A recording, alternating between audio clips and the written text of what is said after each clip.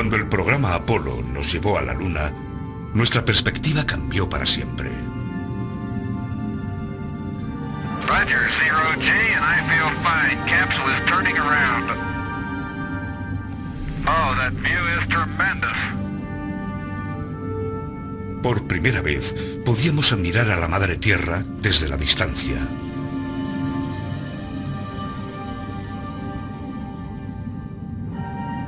Esta imagen hizo que fuéramos conscientes de que nuestro planeta azul constituye una parte única del espacio cósmico.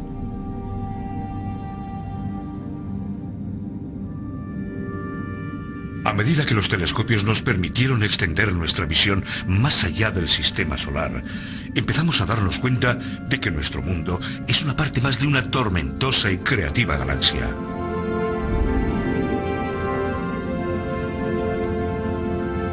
Una nueva perspectiva está emergiendo. La galaxia afecta al clima de nuestro planeta de una forma que solo ahora estamos empezando a comprender.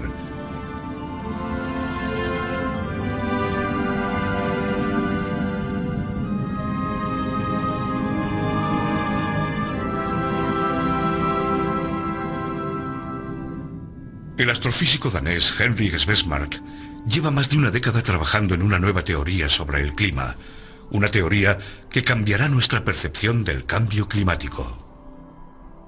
Los procesos que tienen lugar en nuestro universo, desde las estrellas que explotan a los cambios dramáticos que experimenta la actividad solar, nos están afectando mucho más directamente de lo que jamás hubiéramos imaginado. Svesmark lleva años intentando hacerse oír por una comunidad científica que se resiste a aceptar la idea de que el actual cambio climático podría obedecer a causas naturales. Lo cierto es que las nubes y el vapor de agua son las mayores causantes del efecto invernadero que sufre el clima terrestre. El secreto del clima de la Tierra se oculta en las nubes que cubren nuestros cielos. Ahora todo el mundo habla del CO2, pero las nubes son un factor de suma importancia en el cambio climático.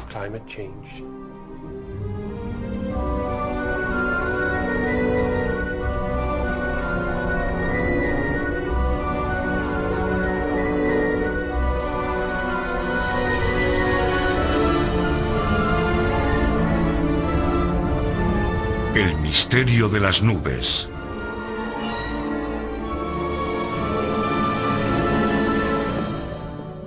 Sin las nubes, el clima de la Tierra sería completamente diferente y bastarían unos pequeños cambios en la capa de nubes que cubre la Tierra para que cambiara nuestro clima. Por eso entender el comportamiento de las nubes tiene una importancia capital. La simple idea de que los procesos que se producen en el espacio no responden únicamente a los procesos que se producen en la Tierra resulta en sí misma fascinante.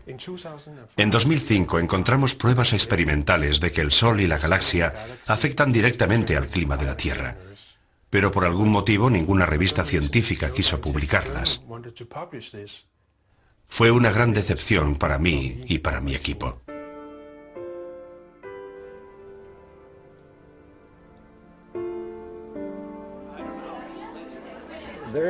Hay un problema que siempre nos ha acompañado.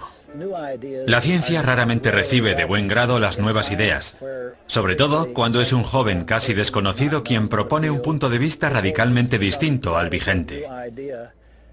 Esa persona puede tener muchos problemas para publicar sus teorías. Yo considero que en vez de pensar que las nubes son el resultado del clima, deberíamos pensar justo lo contrario. El clima es el resultado de los cambios que experimentan las nubes.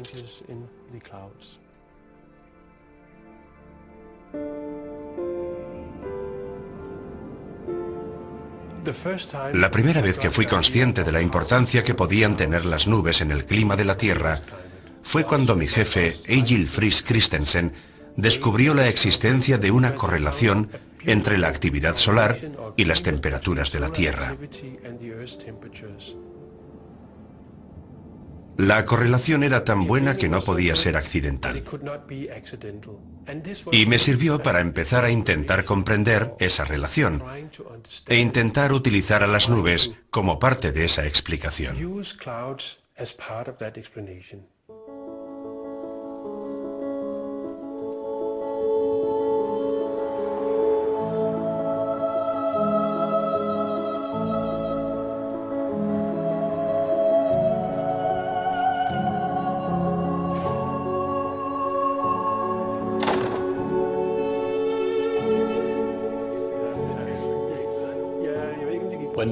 Nosotros publicamos nuestra teoría en 1991, en un momento en el que todo el mundo creía que el calentamiento que se había producido a lo largo del siglo respondía principalmente al aumento del dióxido de carbono y los gases de efecto invernadero producidos por el hombre.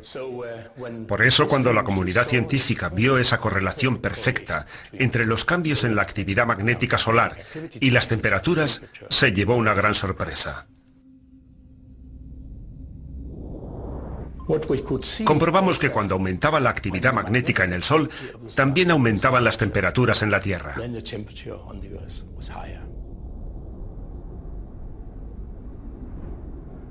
Nadie podía explicar cuál era el mecanismo causante de esa correlación.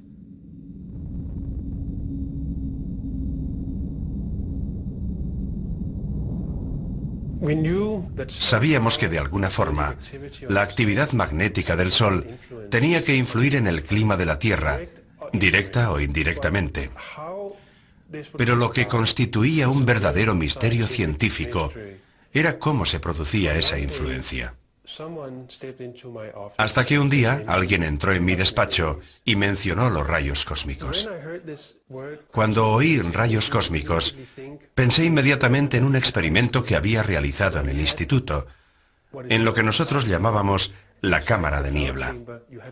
Dentro de la cámara de niebla teníamos un aire supersaturado de agua, y cuando entraban las partículas de rayos cósmicos se formaba una hilera de pequeñas gotitas, una especie de nube en miniatura. Con esa imagen en mente pensé, ¿y si los rayos cósmicos son los responsables de la formación de las nubes? ¿Y si el Sol, con su campo magnético, es capaz de cambiar la capa de nubes de la Tierra? Eso explicaría perfectamente el hecho de que el Sol pudiera ser el responsable del clima por medio de las nubes que vemos en el cielo.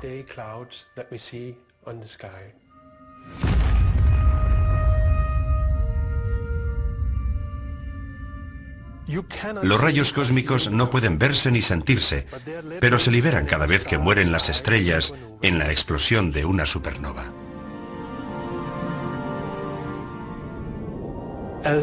Las partículas atómicas, cargadas con una gran cantidad de energía, recorren la galaxia casi a la velocidad de la luz.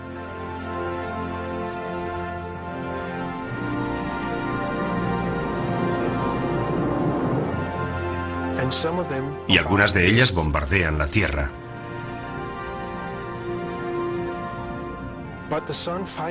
Pero el Sol lucha contra los rayos cósmicos y controla el número de ellos que llegan a la atmósfera.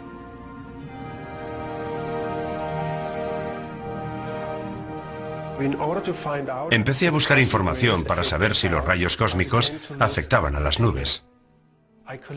Recopilé información recogida por los satélites sobre la variación de las nubes en la atmósfera y la comparé con las variaciones en la intensidad de los rayos cósmicos. Y descubrí una correlación muy clara que me sorprendió muchísimo. La curva roja representa a los rayos cósmicos y, como se ve, la variación es significativa. La curva azul representa la capa de nubes. Esto significa que los rayos cósmicos afectan al clima de la Tierra. Y esa es una idea fascinante porque quiere decir que lo que ocurre en el espacio nos afecta de manera muy directa. Los campos magnéticos provenientes del Sol se han duplicado en los últimos 100 años. Como resultado, cada vez han llegado menos rayos cósmicos a la atmósfera y se han formado menos nubes.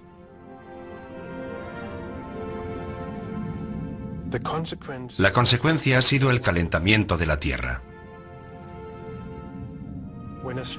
Cuando el Sol libera un campo magnético fuerte, llegan menos rayos cósmicos a la Tierra. Y eso significa que hay menos nubes para refrescar el ambiente. Pero un Sol perezoso con un campo magnético más débil deja que lleguen más rayos cósmicos de las estrellas, con lo que aumenta la formación de nubes. Así es como el Sol y las estrellas controlan la formación de nubes en la Tierra. El profesor Svensmark, desde Dinamarca, sugirió que el efecto de los rayos cósmicos era muy importante. Se basó en la gran correlación existente entre la capa de nubes de la Tierra y la intensidad de los rayos cósmicos. La magnitud del efecto, si su teoría es correcta, indicaría que ese efecto es tan poderoso como el actual efecto invernadero o la variación del brillo solar. Naturalmente aún está por ver si ese efecto es válido, pero se trata de una contribución muy importante a este debate que merece ser investigada cuidadosamente. Se trata de una contribución muy importante a este debate que merece ser investigada cuidadosamente.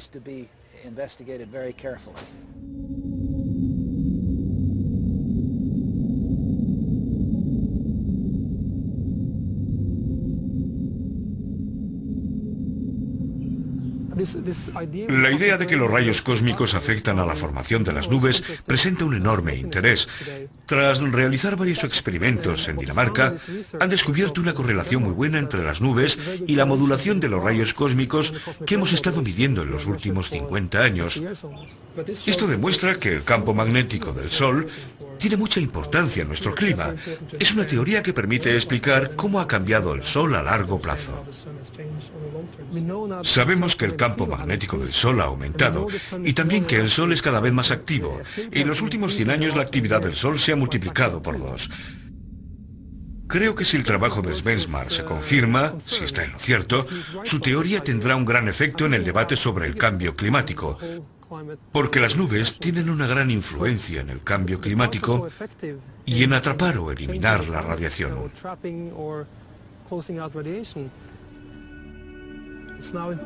Es importante seguir investigando para entender ese mecanismo. Por eso creo que debemos tomarnos esta teoría muy en serio e intentar entender este mecanismo.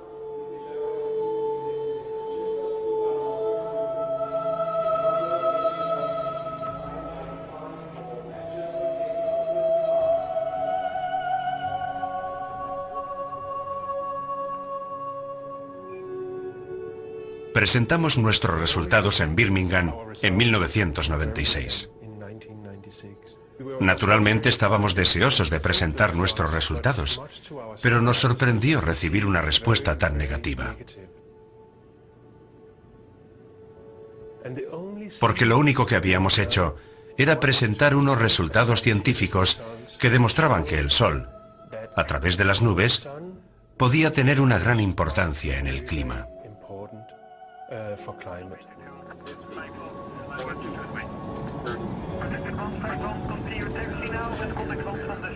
Naturalmente hubo una reacción del panel internacional sobre el cambio climático, el panel de la ONU. Bert Bolin, que era el presidente científico en ese momento, declaró que era irresponsable por nuestra parte decir que cualquier otra causa distinta al CO2 pudiera tener influencia en el cambio climático. No hay duda de que el Sol afecta al clima, pero la comunidad científica se negaba a aceptar la idea de que el Sol pudiera tener un gran impacto en el clima. La idea fue considerada un desastre. Las respuestas que tuvimos llegaron a asombrarme.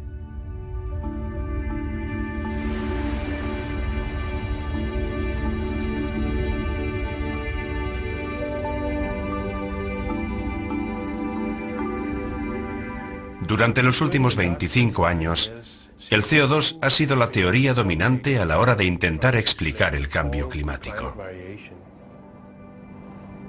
Sin embargo, si estudiamos la historia del clima, veremos que no hay ninguna duda de que el Sol ha tenido una importancia extraordinaria. Eso es algo que no podemos ignorar. Estamos en el Mar Muerto. Ahora vamos a un lugar llamado Nahal Perashin, uno de los mejores puntos de esta zona para observar las variaciones climáticas.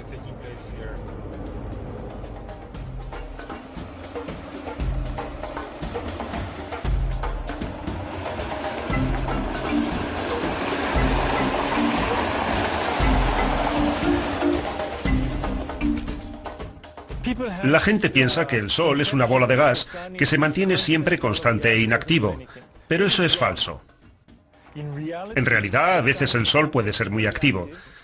Es la actividad solar, la naturaleza dinámica de la actividad solar, lo que afecta a los vientos solares y a los rayos cósmicos, y lo que en última instancia afecta al clima de la Tierra.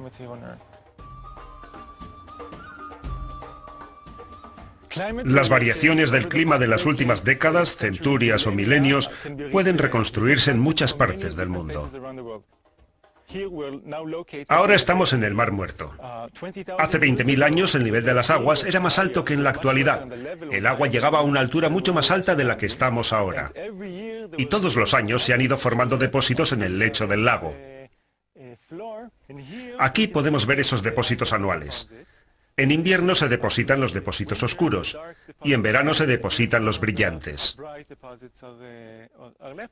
Y el ratio de las bandas oscuras y brillantes nos cuenta la historia climática. Nos dice cómo ha variado aquí el clima a lo largo de los años. En esta escala temporal, a lo largo de siglos y milenios, podemos reconstruir lo que ha estado haciendo el Sol por medio de isótopos cosmogénicos como el carbono 14. Lo interesante es que el carbono 14 se forma directamente a partir de los rayos cósmicos. Y estos resultados, y otros recogidos en otras partes del mundo, nos indican que el Sol está afectando al clima.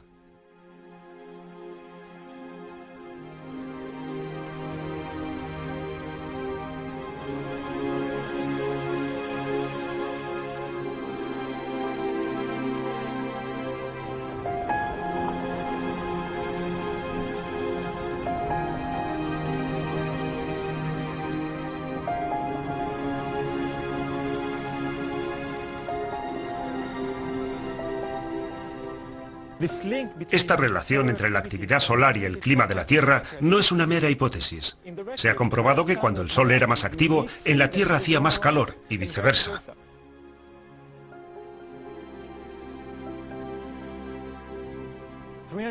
Hace 300 años, por ejemplo, el Sol no era muy activo y tuvimos la llamada pequeña edad de hielo, un periodo de enfriamiento global. Hace 1000 años el Sol estuvo activo, tan activo como en la actualidad, y vivimos un periodo de calentamiento global. Los vikingos pudieron recorrer toda Groenlandia porque las costas del norte de Groenlandia no estaban heladas.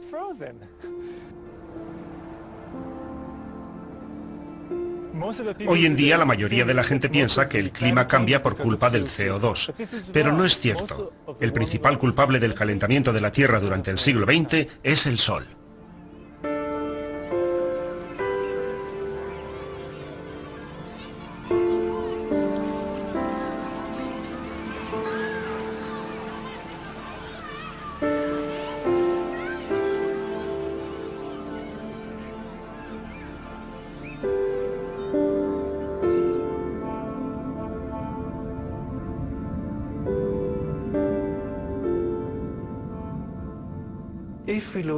Si contemplamos la Tierra desde el espacio, veremos que entre el 60 y el 70% de su superficie está cubierta por nubes.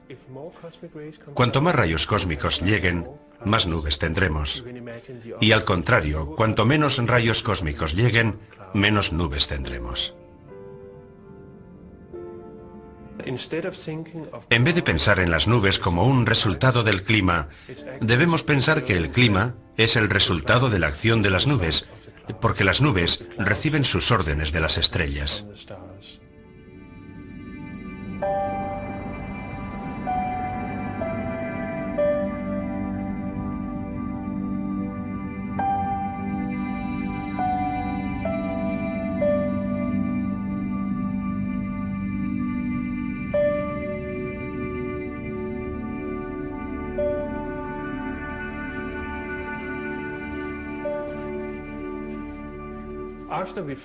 Tras encontrar el vínculo entre los rayos cósmicos y las nubes, necesitábamos descubrir qué clase de nubes eran las que más influían en el clima. En algún momento fue posible, gracias a unos datos nuevos que recogimos, investigar cómo eran esas nubes. En aquel momento conté con la ayuda de Nigel Marsh. Él me ayudó a analizar esos datos.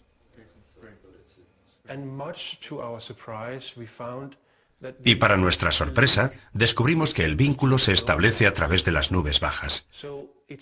Parece ser que los rayos cósmicos cambian a las nubes bajas. Muy bien, luego hablamos, sí. Adiós. Y esa era una noticia muy buena para nuestra teoría.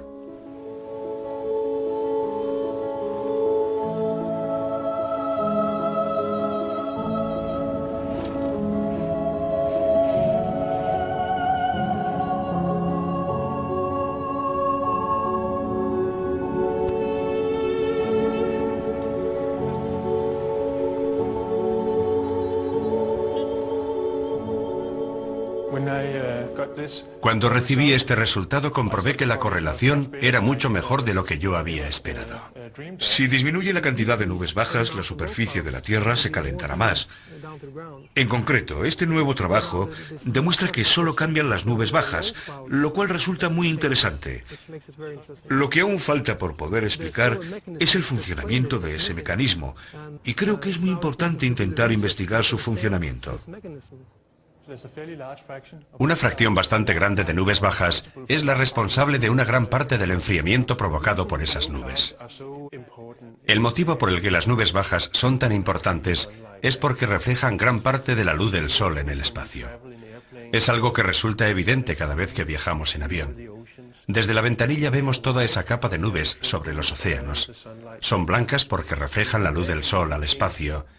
Lo cierto es que si cambiamos la cantidad de nubes bajas existente, cambiamos también la cantidad de energía que recibe la superficie de la Tierra. Cambiamos también la cantidad de energía que recibe la superficie de la Tierra. Eso significa que las nubes bajas ejercen un poderoso efecto de refrigeración sobre el clima de la Tierra. Por eso, cuantas más nubes bajas haya, más frío será el clima. Si hay menos rayos cósmicos, habrá menos nubes bajas y hará más calor en la Tierra. ¿Te refieres a los datos del proyecto ISCCP? Sí. Lo que hemos estado analizando han sido los infrarrojos. Es interesante. La primera vez que oí hablar del trabajo de Henrik Svensmark, nos interesó estudiar cuál es el origen de los aerosoles, que son unas partículas muy pequeñas suspendidas en la atmósfera de la Tierra. Ese tema nos interesaba porque es muy importante, puesto que todas las nubes se forman a partir de las partículas de aerosoles que hay en la atmósfera. El satélite está mirando un parámetro específico. A partir del trabajo que hemos realizado, hemos descubierto que los rayos galáctico-cósmicos son capaces de modular los aerosoles, o esas pequeñas partículas en la parte inferior de la atmósfera. De hecho, podemos demostrar que los aerosoles producidos por rayos galáctico-cósmicos se modulan de forma significativa en la capa inferior de estas nubes que producen un efecto refrigerante en la Tierra. Lo que todavía no sabemos exactamente es cómo y por qué se forman.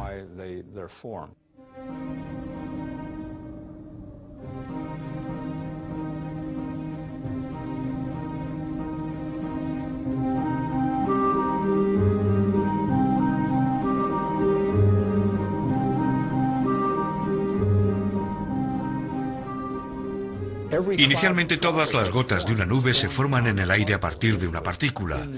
Por eso, es absolutamente crucial entender de dónde llegan esas partículas y cuáles son sus propiedades. De lo contrario, jamás llegaremos a entender el comportamiento de las nubes. Ahí es donde puede tener importancia la función de los rayos cósmicos. ¿Qué es lo que hacen los rayos cósmicos cuando entran en la atmósfera de la Tierra? Producen pequeños iones.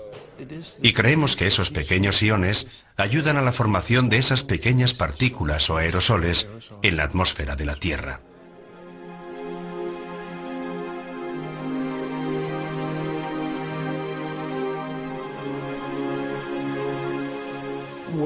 La mayoría de la gente piensa que las nubes se forman a partir del agua que hay en la atmósfera. Pero eso no es cierto. La única forma en la que pueden formarse las nubes en la atmósfera, en nuestra atmósfera, en condiciones normales, es condensándose en una partícula de aerosol preexistente en el aire. Todas las gotas de las nubes que se forman en el aire se forman a partir de una partícula. Todas las nubes se forman a partir de estos aerosoles.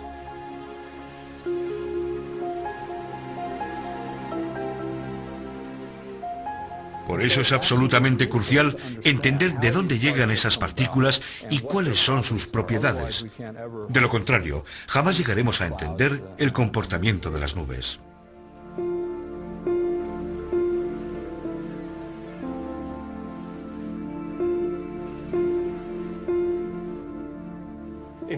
En ciencia no basta con tener una buena teoría. También es imprescindible realizar los experimentos necesarios para apoyar esas ideas. Yo estaba decidido a hacer un experimento para demostrar la existencia de una conexión entre los rayos cósmicos, la formación de los aerosoles y las nubes.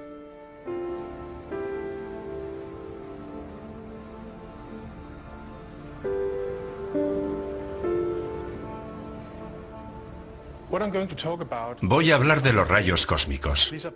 Se trata de unas partículas cargadas de energía.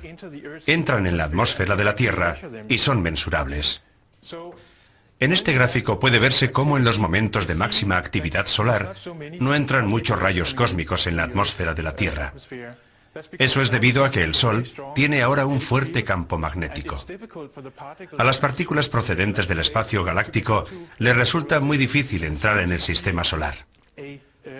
Parece que existe una relación entre los cambios en la actividad solar y los cambios del clima. Por eso, lo que de verdad necesitamos son pruebas experimentales que puedan responder sí o no a la pregunta de si existe esa relación y que puedan explicarnos cómo funciona. Y tenemos la suerte de que parece que ese experimento se va a llevar a cabo. Me gustaría decir que el experimento está mal concebido y demuestra una total falta del conocimiento más elemental sobre el comportamiento de las nubes. Lo mires por donde lo mires, es un experimento equivocado que no nos dice nada sobre lo que ocurre en la atmósfera. Estoy en completo desacuerdo con usted, pero debo decir que los científicos que participan en el experimento son expertos en aerosoles y química atmosférica y saben lo que hacen. Sé que ellos no estarán de acuerdo con su punto de vista. Es cierto que hay distintos puntos de vista, pero debo decir que está usted adoptando una postura extremista.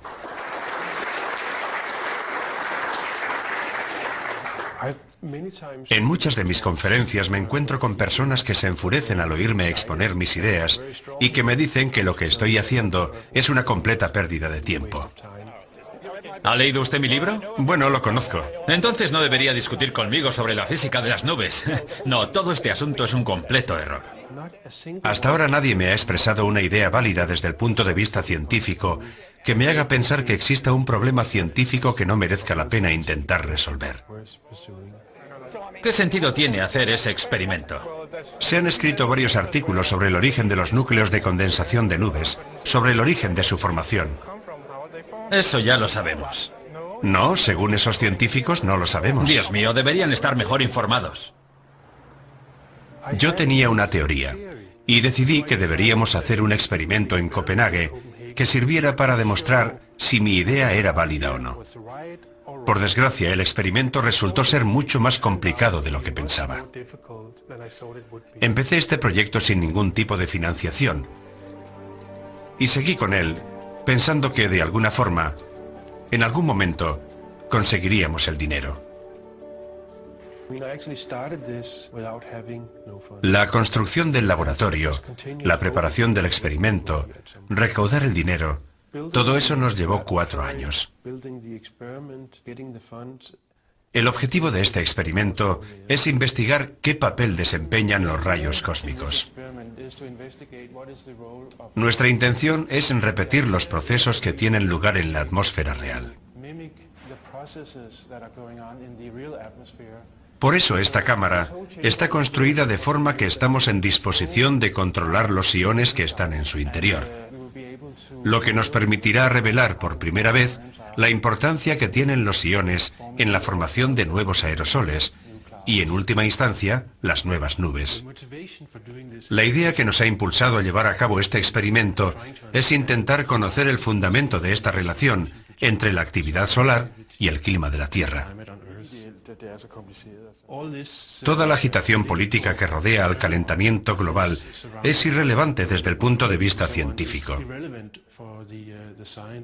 Y el experimento que estamos haciendo es muy necesario porque mejorará nuestra comprensión de uno de los procesos más importantes que tienen lugar en nuestra atmósfera, la formación de las nubes.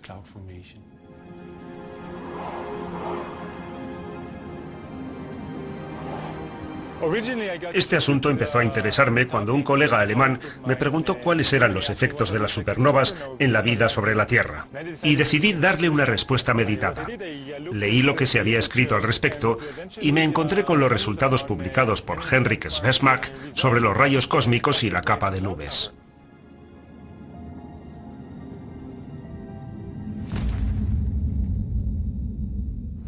Y me di cuenta de que si esa hipótesis es correcta y los rayos cósmicos afectan a la capa de nubes y al clima, eso significaría que las variaciones que no se originan en el Sol, las variaciones que se originan en toda la Vía Láctea, también afectarían al clima de la Tierra.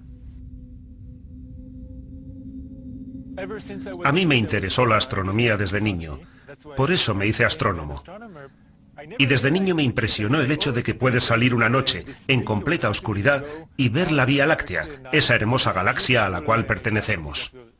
Es la galaxia en la que vivimos. Es parte de nosotros y lo que ocurre en ella nos afecta. Afecta al clima de la Tierra y eso es algo que debemos tener en cuenta si queremos comprender las variaciones que ha experimentado el clima en el pasado.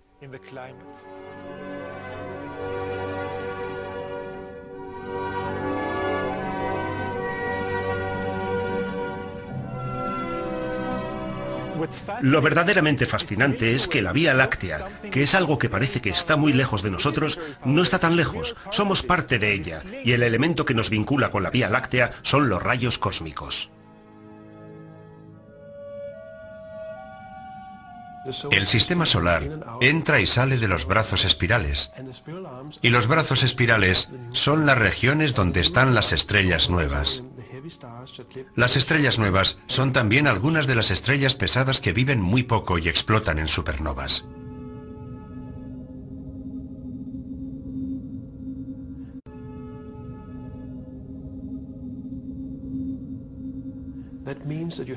Eso significa que hay más rayos cósmicos en cuanto te adentras en los brazos espirales. Si contemplamos la Vía Láctea desde arriba, veremos 4 brazos espirales. Y eso es debido a que la Vía Láctea es una galaxia con brazos espirales. Por eso tenemos 4 brazos espirales. Nosotros estamos localizados aquí, en un pequeño brazo. Nosotros rotamos alrededor del Sol una vez al año, pero el sistema solar rota alrededor de la Vía Láctea una vez cada 250 millones de años. Esa es la duración de un año galáctico. Eso significa que cada 150 millones de años pasamos a un brazo espiral distinto de la galaxia, donde el frío aumenta y la temperatura desciende entre 5 y 10 grados. Cuando estamos fuera de un brazo espiral hace más calor. Ahora estamos en este pequeño ramal, por lo que bajarán las temperaturas. Cuando entremos en un brazo espiral de la galaxia, aumentará el número de rayos cósmicos que lleguen a la Tierra. Aumentará tanto la ionización atmosférica como los núcleos de condensación de nubes, y por consiguiente, habrá más nubes de baja altitud. O para ser más precisos, habrá nubes de baja altitud más blancas que reflejan mejor los rayos de sol y refrescan la Tierra. En resumen, cuando entramos en un brazo espiral de la galaxia, debemos esperar que bajen las temperaturas.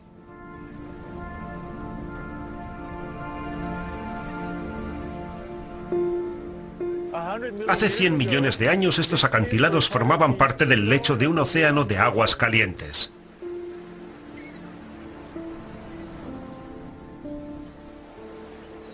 En aquel tiempo la Tierra estaba entre los brazos espirales de la galaxia. En la Tierra hacía mucho más calor. Los dinosaurios tomaban el sol en Alaska y la Antártida.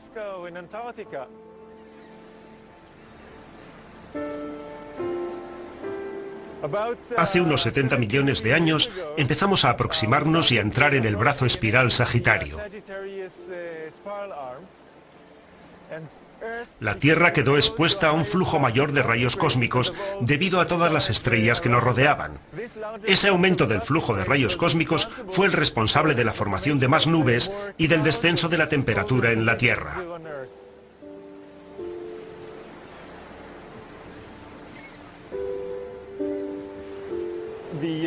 Las capas de hielo que se formaron debido al descenso de las temperaturas sacaron a los acantilados del agua como si fueran excavadoras y modificaron el paisaje.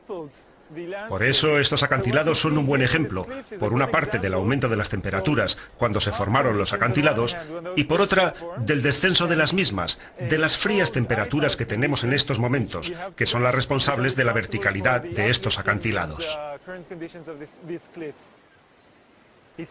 Puede que suene extraño hablar del efecto nevera que tenemos en la actualidad.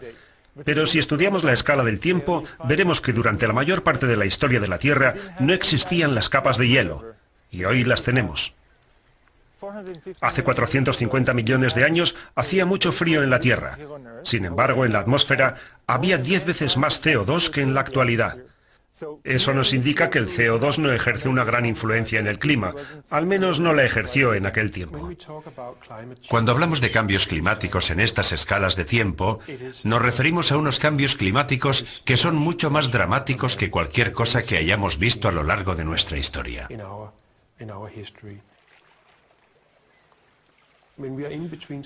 Cuando estamos entre los brazos espirales, parece que estamos en un período de calor, llamado invernadero, en el que se derrite la mayor parte del hielo de la Tierra. El hielo simplemente desaparece. Cuando estamos en los brazos espirales, la mitad de la superficie de la Tierra queda cubierta de hielo, y los cambios que experimenta el clima son mucho más drásticos que cualquier cambio que hayamos visto últimamente. Durante los últimos 1000 millones de años, la Tierra ha pasado por periodos en los que hacía frío y periodos en los que hacía calor. Curiosamente, los periodos en los que hacía frío coinciden con los datos astronómicos que nos dicen cuándo deberíamos haber pasado por los brazos espirales de la galaxia. Un día me di cuenta de que era posible reconstruir el flujo de rayos cósmicos. Es algo que puede conseguirse por medio de estos meteoritos ferrosos, porque los meteoritos ferrosos, después de desprenderse de los asteroides, están expuestos a los rayos cósmicos y registran los rayos cósmicos en el sistema solar a lo largo de cientos de millones de años. Hemos descubierto que este flujo de rayos cósmicos cambia como sería de esperar respecto a los datos astronómicos con los que contamos, pero también cambia en sincronización exacta con las variaciones climáticas que pueden reconstruirse por medio de los datos geológicos.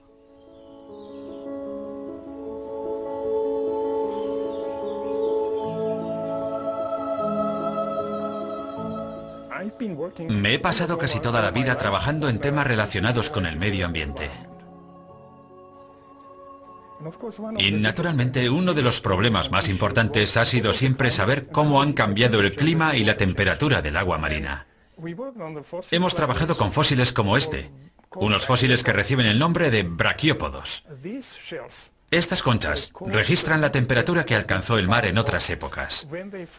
Cuando se forman, registran la temperatura del agua marina porque conservan en su interior un átomo de oxígeno. Cuando mides esa proporción de oxígeno, puedes medir la temperatura del mar en tiempos remotos, lo que te permite conocer la temperatura de la Tierra y del clima. A partir de ahí hemos podido obtener los datos de las temperaturas del agua marina durante los últimos 500 millones de años.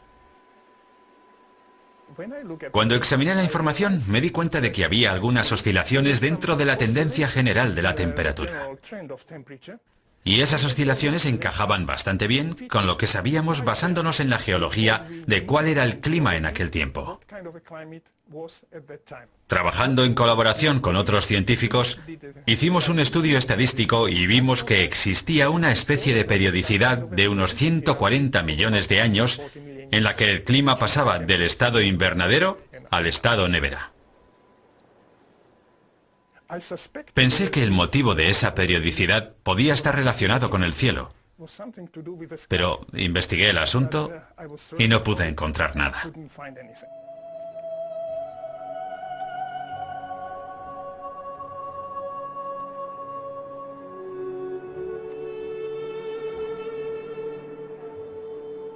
Así que abandoné la investigación porque no encontré ninguna explicación. Jan Weiser reconstruyó la temperatura utilizando registros geoquímicos. La diferencia entre esa reconstrucción y la que utilicé yo estriba en que Jan Weiser reconstruyó la temperatura, lo que significa que él sabía exactamente el calor y el frío que hacía. Por eso le mandé un email. Una tarde estaba en mi despacho trabajando. De pronto recibí un email. Era de Nir Shabib, y en él me decía que podía tener una explicación para mí. Me dijo que estaba trabajando en una variabilidad de los rayos cósmicos con unos intervalos de tiempo más o menos similares a los míos, y que la variabilidad en la cantidad de rayos cósmicos que llegó a la Tierra a lo largo de ese intervalo de tiempo era más o menos similar a las variaciones registradas por los átomos de oxígeno y por el clima que habíamos observado nosotros. Después de trabajar en colaboración con Jan Weiser, conseguimos obtener una reconstrucción de las temperaturas. Y lo que nos indicaba esa reconstrucción es que la temperatura de la Tierra había bajado entre 5 y 10 grados cuando estábamos dentro de los brazos espirales de la galaxia. Nadie había descubierto nada parecido antes, y nosotros nos quedamos asombrados, porque eso significaba que los rayos cósmicos son el elemento que más afecta al clima de la Tierra, al menos en una escala de tiempo geológica. Y la única explicación válida para ese supuesto es la teoría de Schwarzschild sobre la capa de nubes. Este es el resultado que obtenemos cuando comparamos los registros geológicos con los registros astronómicos. Como vemos, los dos códigos de barras nos dan como resultado el mismo producto. La línea negra es la reconstrucción geológica de la temperatura de la Tierra obtenida utilizando los registros geoquímicos de Jan Weiser. La línea roja representa las variaciones en el flujo de rayos cósmicos. Si superponemos las dos líneas, vemos que la correlación es muy buena. Estadísticamente es muy significativo, aunque no siempre hay que creer en las estadísticas. Por ahora nos basta saber que la correlación existe. Se ha dicho muchas veces que el Sol no es el responsable del calentamiento que hemos experimentado en los últimos 20, 40 años. Sin embargo, si analizamos los registros obtenidos del océano, veremos que existe una correlación muy buena entre temperatura y actividad solar. Lo que vemos aquí es la temperatura del océano hasta una profundidad de 50 metros. Pero si comparamos la correlación general con la oscilación de la curva roja, vemos que es también muy buena. Y la curva roja representa a los rayos cósmicos. Representa la variación de los rayos cósmicos a lo largo de este periodo. Esto significa que incluso hoy el Sol domina la evolución de las temperaturas. La ha dominado en el pasado, la domina en la actualidad y la dominará en el futuro. El experimento que está teniendo lugar en Copenhague es crucial, porque si tiene éxito, arrojará mucha luz sobre el origen físico del vínculo entre los rayos cósmicos y el clima. Esa será la última pieza del rompecabezas que nos dará una imagen completa. La formación efectiva de los aerosoles se corresponde con más o menos precisión con lo que ocurre en los océanos. El experimento no es una máquina que enciendes y te ofrece un resultado. Recibes muchísimos resultados y haces muchos experimentos e intentas ver si todo coincide con la interpretación que estás ofreciendo. Confío en que los resultados de este experimento nos permitan saber exactamente cómo afecta el Sol al clima, cómo modula los rayos cósmicos que llegan a la Tierra, cómo los rayos cósmicos controlan el nivel de la ionización y cómo la ionización controla el clima, probablemente por medio de la formación de la capa de nubes.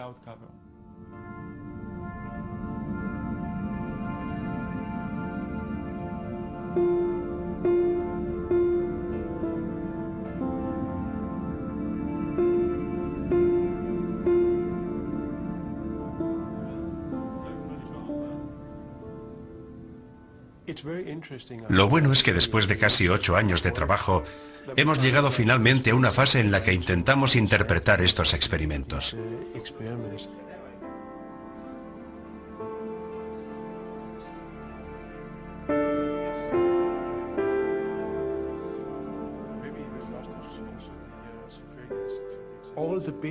Hemos tardado casi un año en reunir todas las piezas de información.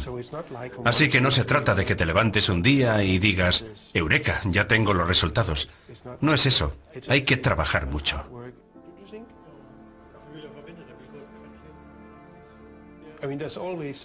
Siempre hay un elemento de incertidumbre cuando realizas un experimento, porque tienes que estar cuestionando constantemente si todo lo que estás haciendo está bien o mal. pero hemos sido muy cuidadosos y hemos hecho muchas pruebas. Así que estoy verdaderamente convencido de que hemos encontrado un mecanismo muy importante. Y la sorpresa ha sido comprobar lo bien que funciona ese mecanismo. Es una lectura muy baja. Como ves, es 534 pdb. Es una lectura muy baja. Lo que descubrimos cuando provocamos un mayor flujo de rayos cósmicos es que producimos más aerosoles en la cámara. Eso significa que los rayos cósmicos están produciendo aerosoles. Y esos son los aerosoles responsables de la formación de las nubes en la atmósfera real.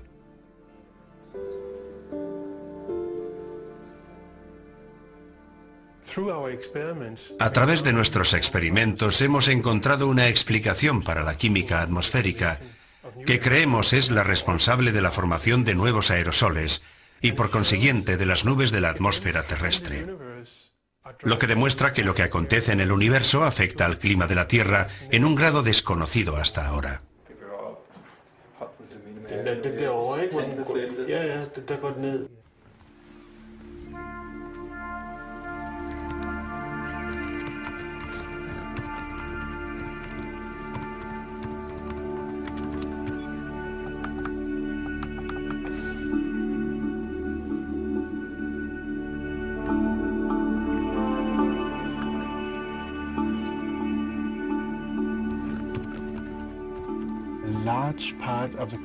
Gran parte de las nubes que vemos en el cielo son el resultado de este proceso que hemos investigado por medio de experimentos.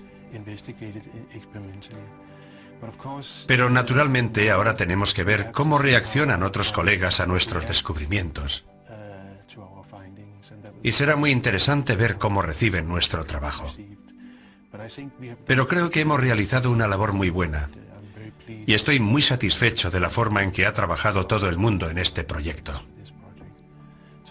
Esto es la culminación de muchos años de trabajo. Un gran momento.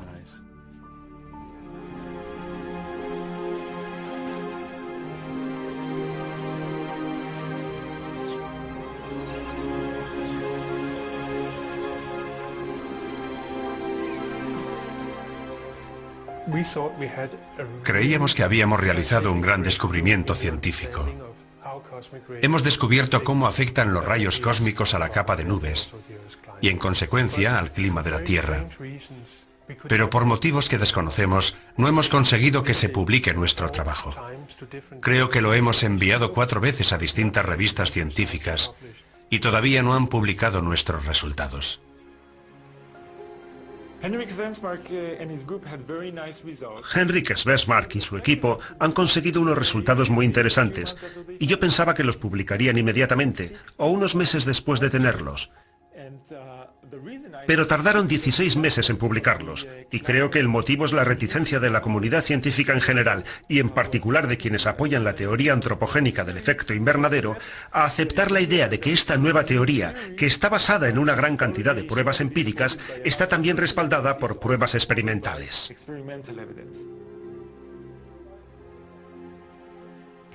Lo más frustrante de este rechazo ha sido que nadie ha dicho que lo que hemos hecho fuera erróneo. Nos decían cosas como, no es interesante, o es demasiado largo.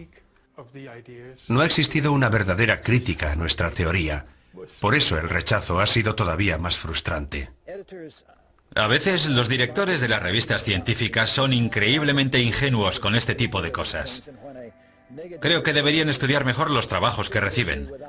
Y cuando reciben un informe negativo sin ningún tipo de base real, deberían exigir que una tercera parte expusiera una crítica razonada.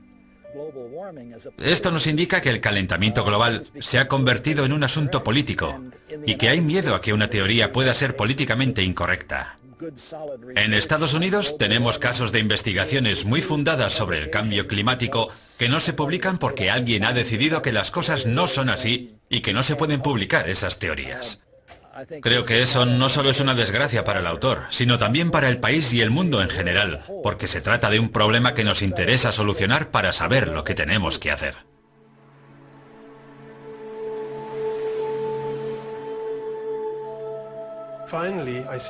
Finalmente, después de pasarnos más de un año esperando, nuestro trabajo se publicó en la Royal Society.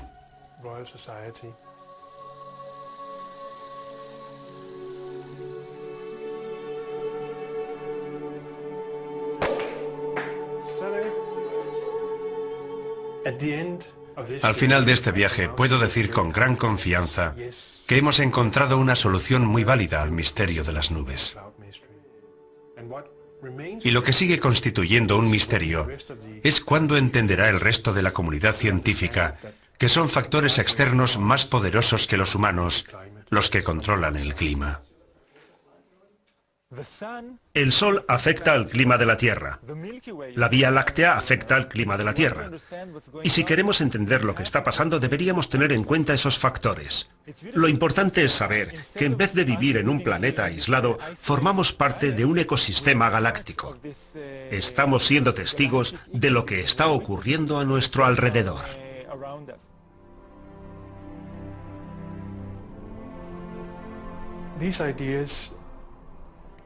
Estas ideas demuestran que la Tierra no es una pequeña isla flotando en el universo. Formamos parte del gran universo y los procesos que se producen en él, tales como la formación de las estrellas, las grandes escalas temporales o los cambios en la actividad solar, afectarán al clima de la Tierra. Y el clima de la Tierra puede experimentar grandes cambios debido a esos procesos.